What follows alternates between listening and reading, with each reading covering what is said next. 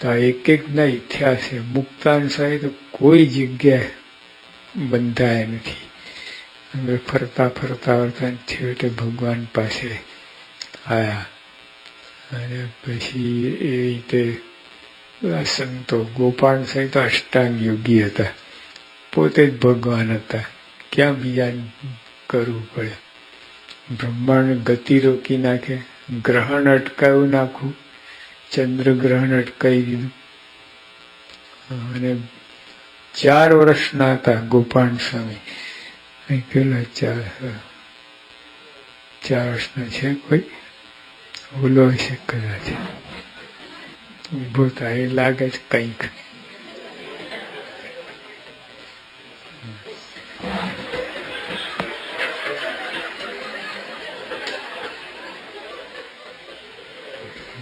જો ગોપાલ સ્વામી આટલા હતા, ગોપાળાન સ્વામી આટલા નાના હતા.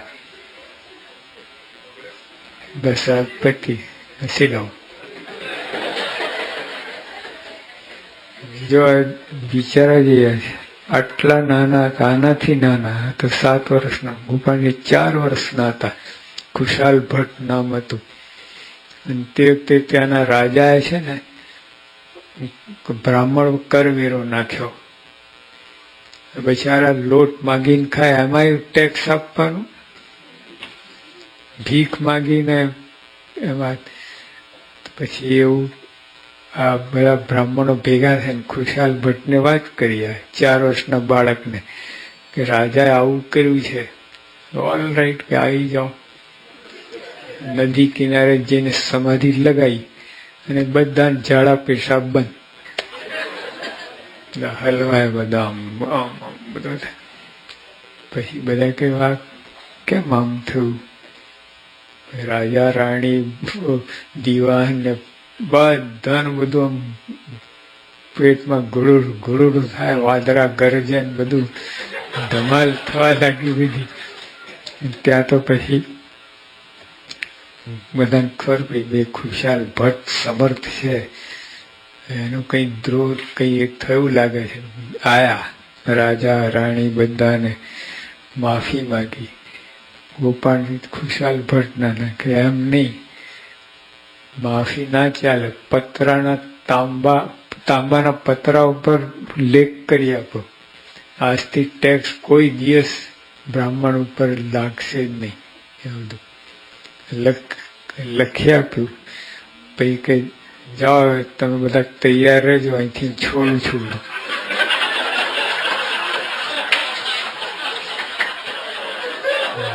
તો રસ્તામાં બગડશે બધું.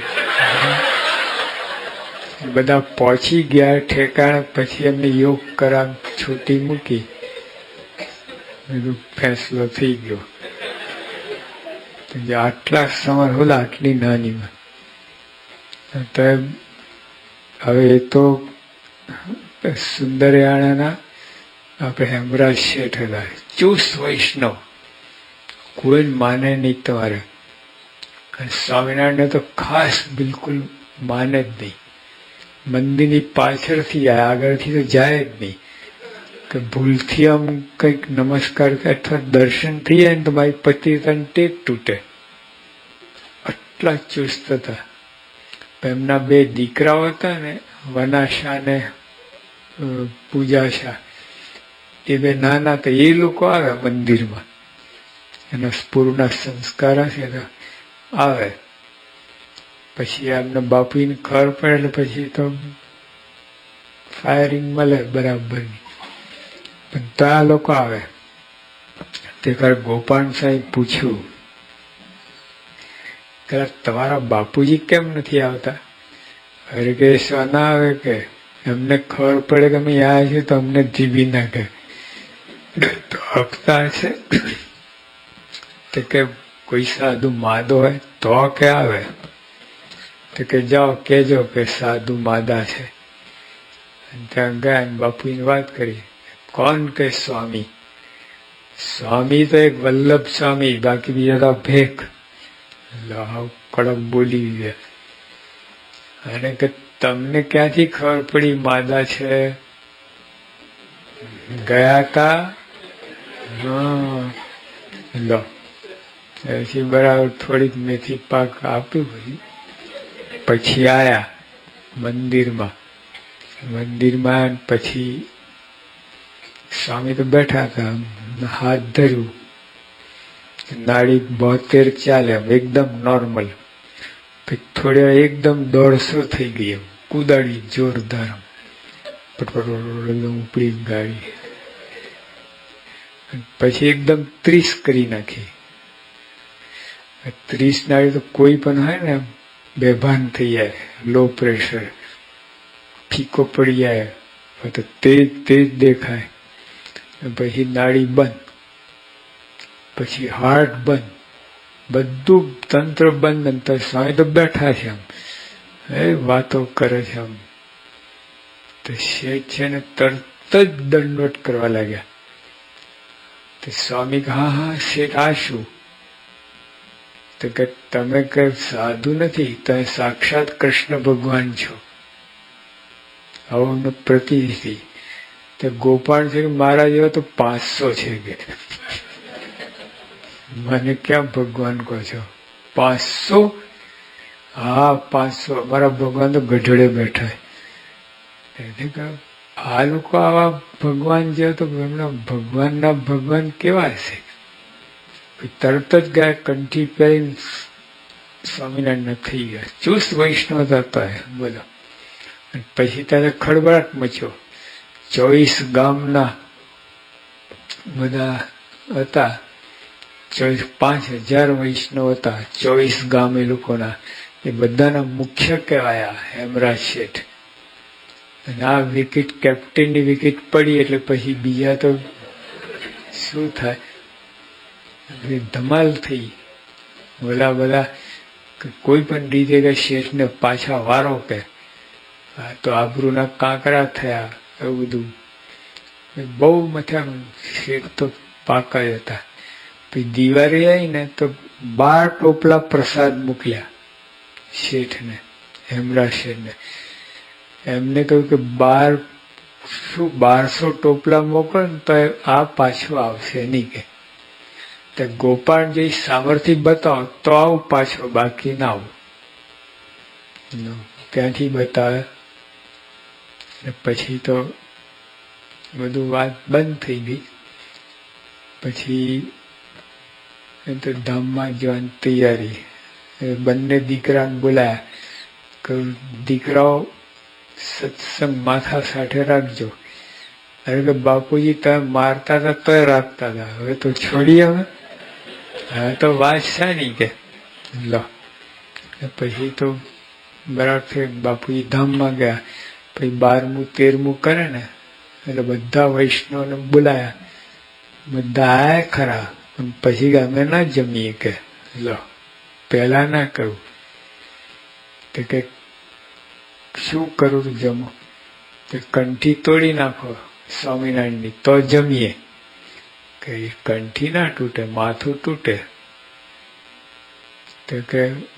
તો કેમ કરો, અમે તમને ઓરડામાં પૂરી રાખીએ, અમે જમીએ ત્યાં સુધી, પછી તમને બહાર કાઢીએ. કે ના, કે અમારે પંક્તિમાં ધૂન બોલાવી છે, ઓરડામાં છે ને પૂરો. પેલા છે ને આપણે લાઈન નીચે બેસતી પલાઠી વાળી, વચ્ચે એક જણ પીરસે ને, પીરસાઈ રહે ત્યાં સુધી વચ્ચે ધૂન બોલાવતા. તમારે તો ધૂન બોલાવી છે, તમે હું હા ને ઓરડામાં પૂરો. તો કે એમ કહો કંઠી થોડી વાર કાઢીને બાજુ મૂકો, અમે જમી લઈએ પછી પહેરી લેજો. કાંઈ ના બને. બરાબર જતા રહ્યા, કોઈ જમ્યા નહીં, કાંઈ નહીં. આ લોકોએ ભગવાનની વાત કરી ગઢડે, આવું થયું છે, કેમ કરશું? મારે કે અમે અક્ષરધામની જાન લઈને આવીએ છીએ, આપણે તૈયાર. આ 5 દિવસ બધા જમ્યા કર્યા, કથા વાર્તા ધામ ધૂમ બધું મજા થઈ ગઈ હતી. તો કહેવાનું કે જો, અને 8 પેઢી સુધી એ લોકો નાદ બહાર રહ્યા. એમના કેટલાય દીકરા દીકરી પરણ્યા વગર ન રહ્યા, પણ સત્સંગ છોડ્યો નહીં. 8મી પેઢી હવે બાપાલાલ વૈદ હતા. અમદાવાદના પ્રખર વૈદ હતા. એમના અખંડાનંદમાં લેખે બળા ઘણા આવતા વૈદક ઉપર. એ 8મી પેઢી હતી. બોલો, સત્સંગ શિર સાથે રાખે લખો. તો આવા કેટલાય બધા ભગવાનના વખતમાં કેટલાય નાદ બાર મુકાય, હજારો હરિભક્તો ખૂબ ત્રાસ આપ્યો, ખૂબ બધું, પણ કોઈ મચક મૂકી નથી. તો જો ભગવાન હતા તો આ બધું થયું. કોઈ પરચા આપ્યા હોય એવું કંઈ બન્યું જ નથી. આવું કોઈ એવું કંઈ તાલ થયો જ નથી. પોતાનો પ્રભાવ, પોતાનું વ્યક્તિત્વ, પોતાનું જ્ઞાન, સ્થિતિ, રહેણી કહેણી, એમાંથી જ ભગવાન પણ સાબિત કર્યું અમને. આકાશમાં ઉડ્યા નથી, પાણી પર ચાલ્યા નથી, અગ્નિમાં પ્રવેશ કર્યો નથી, એવું કાંઈ કર્યું નથી. જતી લોટરીએ નંબર આપ્યા નથી કોઈને. ત્યારે લોકો આવા સાધુ શોધે છે. અહીંયા કેટલા બેઠા છે બધા. લોટરી નંબર આપી દે તો સારું પડે. નહીં તો યોગી આપા શું કહેતા, લોટરી ખુલવાની નસીબમાં છે ને તોય નહીં ખુલે અહીંયા.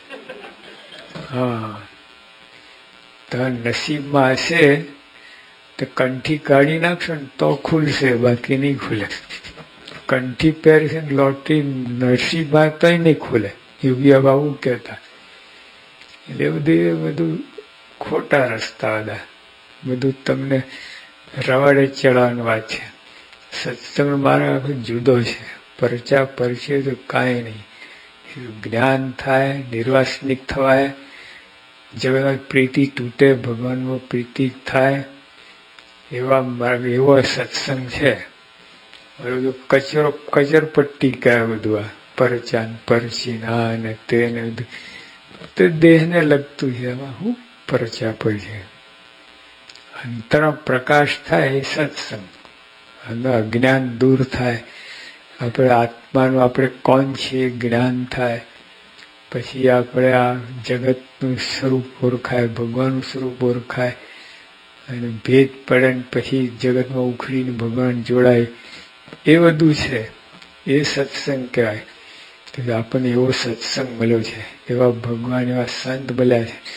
એટલે આપણે કોઈ વાતે કાચું રહ્યું નથી. કરોડો જન્મનો ફેસલો થઈ ગયો છે આપણે.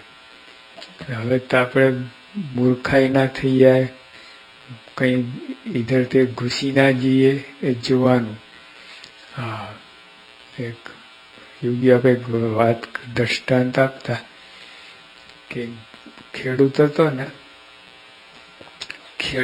ખેડતા એને પેલું હળ ભટકાવું, નીચે જોયું તે સોનાનો ઘડો નીકળ્યો જમીનમાંથી. કોઈ દાટ્યું હશે. પછી તો એની અંદર બધા જણસ ને બધું હતું. એનામાં ધૂળ બહુ સખત ચોટેલી, કાળી માટી હતી ને, એટલે ધોવા ગયા. એ તો વેણ પાણી જોર છટકી ગયો, ઘડો જતો રહ્યો. તમે પાણી અંદર તમે સ્પીડમાં દોડી ચાલી ના શકો, બહાર જેટલું હોય. અને ઘડો તો ઉપડ્યો તમારો. પછી આ તો જો હવે હાથમાં નહીં આવે, બાજુમાં આવીને બેસી ગયો, રડવા લાગ્યા અને બોલા રાખે, ધોતા ગઈ ભાઈ ધોતા ગઈ, ધોતા ગઈ ભાઈ ધોતા ગઈ. તે ક્યાં ઉલ્લુ કે બચ્ચે ક્યાં બકતે હો, શું આ માંડ્યું છે? તે આવું થયું. ઓલે ગાંડું એવું થયું. સિદ્ધ મેલી ભાઈ સિદ્ધ મેલી, સિદ્ધ મેલી ભાઈ સિદ્ધ મેલી. એ આમ લવરી કરવા લાગ્યો. ત્રીજા ભાઈ આયા તો કે ક્યાં ચલ રહા હૈ સબ, સર્કસ ક્યાં હૈ સબ? તો કે આવું થયું. એ ગાંડો થઈ ગયો. એ કે બે મૂરખ ભાઈ બે મૂરખ, બે મૂરખ ભાઈ બે મૂરખ. સર્કસ નીકળ્યું સેન હાઉસેમાં. આગળ ઓલો ધોતા ગઈ ભાઈ ધોતા ગઈ, ધોતા ગઈ ભાઈ ધોતા ગઈ. પાછળ બીજો આવ્યો કે સિદ્ધ મળી ભાઈ સિદ્ધ મળી. ત્રીજો આવ્યો કે બે મૂરખ ભાઈ બે મૂરખ. યોગી દ્રષ્ટાંત આપીને કહેતા આપણને સત્સંગ મળ્યો છે. હા, ધોતા ગઈ ધોતા ના થઈએ જોવાનું છે. હા, ત્યાં સગાવાલા આવશે ને કહેશે ત્યાં ક્યાં ઘૂસી ગયો, નીકળ, બધું બગાડી નાખશે. આમ એક ભાઈ છે ને અમને કંઠી પાછી અપાયા હતા કે મારા તાઈ કંઠી પાછી લો. મેં કીધું કેમ? કે તાઈ કંઠી પહેરીને મારી ભેંસ મરી ગઈ. હવે 2 ભેંસ હોય તો 1 મરી, એમ ના લીધું. 20 લાખ થશે, 20 લાખ ભેંસ ના મરી જાય. આવું બધું હોય છે લોકોનું, જાત જાતનું બધું, એવા બધા ભેજા હોય છે ના પૂછો વાત. આટલો સરસ માર્ગ, આવા સરસ ભગવાન કોઈ દિવસ પૃથ્વી પર આવ્યા નથી. આ ભગવાન કોઈ દિવસ નહીં. અનંત જન્મ આપણા થયા, અનંત કરોડો જન્મ થયા, કોઈ આ ભગવાન આ સંતનો ભેટો થયો નથી. બોલો, માંડ આવી બાજી હાથમાં, પછી કોઈ ધોતા ગઈ કઈ હાથમાં ખેંચી લે ને આપણે મૂર્ખાઈ થઈ જાય. એ ના કરતા. આ લોકોનું શું બધું છે, શું આ મળવાનું, શું બધું કરવાનું.